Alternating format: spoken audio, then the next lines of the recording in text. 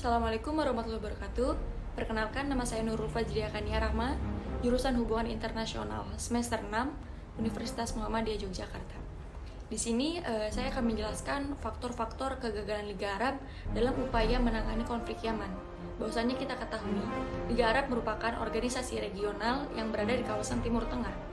Organisasi regional Liga Arab terdiri dari beberapa negara anggota yang terdiri dari negara Irak, Mesir, Jordania, Lebanon, Arab Saudi, dan negara Timur Tengah yang lainnya.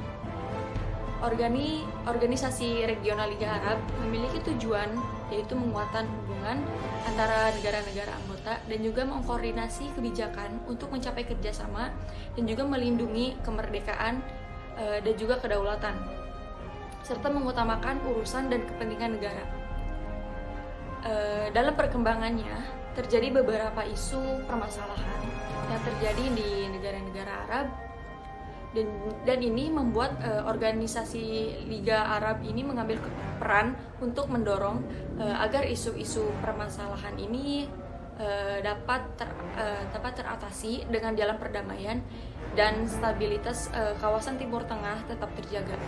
Hal yang sama juga terjadi pada konflik yang terjadi di negara Yaman, yaitu negara Yaman mengalami beberapa kali konflik internal di dalam negaranya sejak terjadi unifikasi wilayah antara wilayah Yaman Utara dan Yaman Selatan.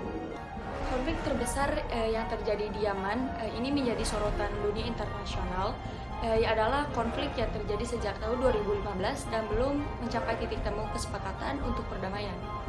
Konflik yang pada awalnya merupakan konflik internal negara akibat perbedaan pandangan politik, dalam perkembangannya berubah menjadi perang sipil dan mengakibatkan banyak kerugian, baik kerugian materi dan juga banyaknya korban jiwa yang jatuh akibat dari konflik ini.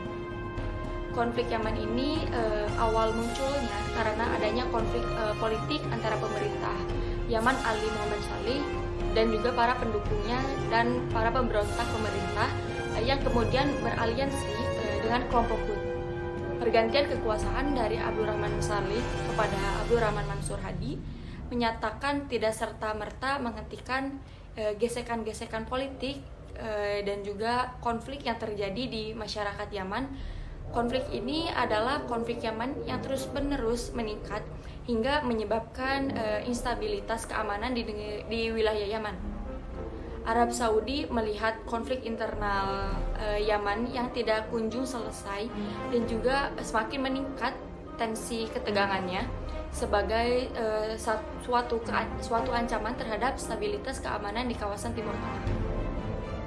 Dapat dinyatakan bahwa konflik Yaman yang terjadi berlarut-larut ini disebabkan oleh salah satu adanya faktor eksternal yang dimaksud adanya peran negara Iran, yaitu peran negara Iran ini menginginkan untuk memperkuat pengaruh Syiah di Timur Tengah, menyebabkan Iran ini mengintervensi konflik Yaman. Pengaruh Iran di Yaman ini terlihat dari berbagai aspek sosial masyarakat, yaitu aspek ekonomi, militer, keamanan, dan politik. Pengaruh Iran dalam konflik Yaman ini terlihat berhasilnya wilayah-wilayah Yaman yang dikuasai oleh kelompok Houthi dan para Syiah Hizbullah yang didukung oleh pemerintahan Iran. Terdapat beberapa aliran agama yang berkembang dan sering menjadi potensi konflik di Yaman. Para penganut Islam Syiah Zaidisme ini mendominasi wilayah daratan tinggi di Yaman Utara. Terdapat beberapa penganut Islam Ismiyah ini di wilayah daratan tinggi di Yaman Utara, serta para penganut Islam Sunni yang mendominasi wilayah Yaman Selatan. Konflik di wilayah Yaman muncul ketika kebangkitan politik Islam, di mana kebangkitan politik Islam ini ditunjukkan dengan kemunculannya Partai Al-Islah yang beraliran Islam Sunni yang merupakan gabungan dari Ikhwanul Muslimin Yaman. Setelah kebangkitan politik Islam ini kemudian mendorong kemunculannya kelompok Houthi yang beraliran Syiah. Semakin berkembangnya teknologi persenjataan dan semakin besarnya daya destruktif sebuah persenjataan, maka hal ini semakin menjadi ancaman terhadap keberlangsungan hidup umat manusia dan peradabannya. Mengingat ancaman dan dampak yang ditimbulkan oleh pecahnya konflik persenjataan sangat besar sekali, sangat penting sekali dilakukannya upaya-upaya pencegahan pecahnya peperangan atau konflik persenjataan.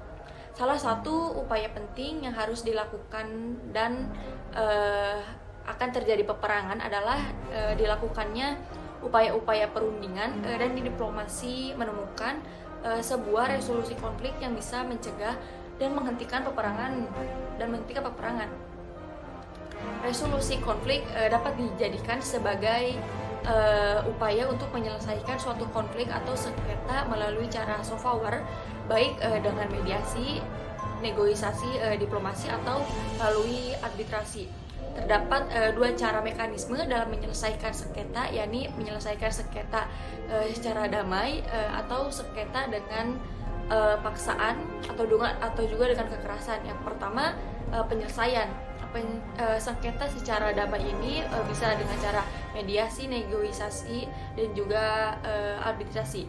Penyelesaian yang kedua itu dengan cara paksaan seperti perang dan juga represi serta intervensi. Mungkin ini yang saya bisa sampaikan akan mengenai faktor-faktor Liga Arab dalam upaya menangani konflik di Yaman. Cukup sekian dan terima kasih atas perhatiannya. Wassalamualaikum warahmatullahi wabarakatuh.